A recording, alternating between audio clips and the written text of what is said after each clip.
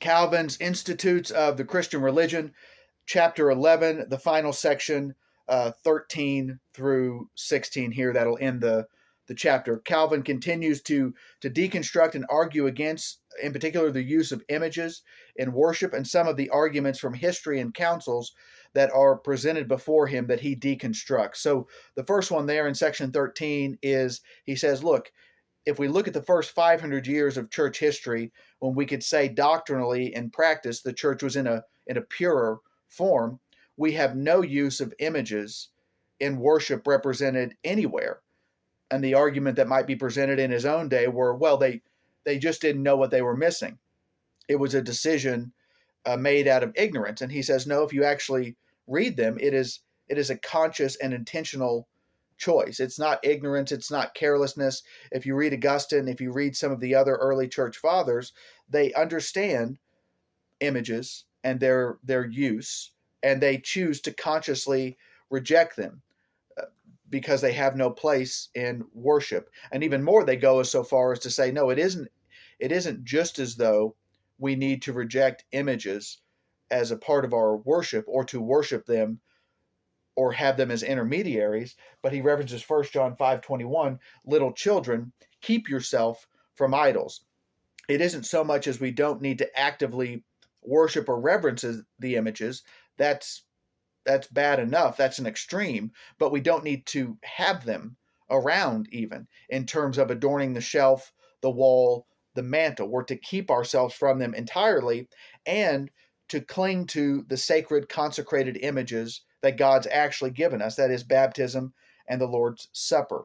He references an early council formed under the Empress Irene, and this council declared that not only that images were to be used in churches, but also that they were to be worshiped. And he essentially deconstructs some of the nuttiness and the proof texting of the arguments they present.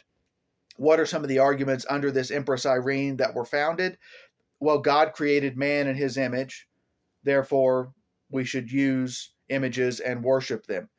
No man, when he lights a candle, puts it under a bush.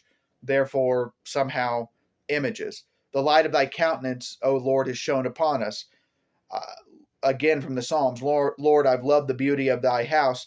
Therefore, images. The Bishop Theodore was quoted as saying, God is to be admired, reverenced, through his saints. In the next section, he looks at Theodosius, who basically says, look, I don't find the use of images or their reverence or worship anywhere in Scripture. And in fact, I seem to find the opposite. However, I have this archdeacon who has a direct connection to heaven, to the Lord, and this archdeacon has had dreams, and in his dreams, it's been confirmed that we need to use images in worship.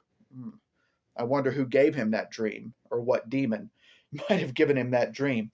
But all that to say, he continues on and says, historically, you have attributed the lack of images in worship as bringing calamities upon Greece and the cities of the East, and that, you ought to pay, some of the church fathers have even said you need to pay due respect to images with the same level of reverence and worship as you would the triune God or the mystery of God as Trinity. He ends this section by quoting from John the Eastern Legate, who declares it would be better to allow a city to be filled with brothels than to be denied the worship of images. So what is Calvin essentially deconstructing here?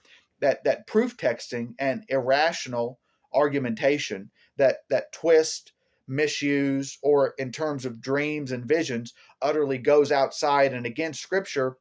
These kind of counsels and these kind of references to church fathers in history are not reliable.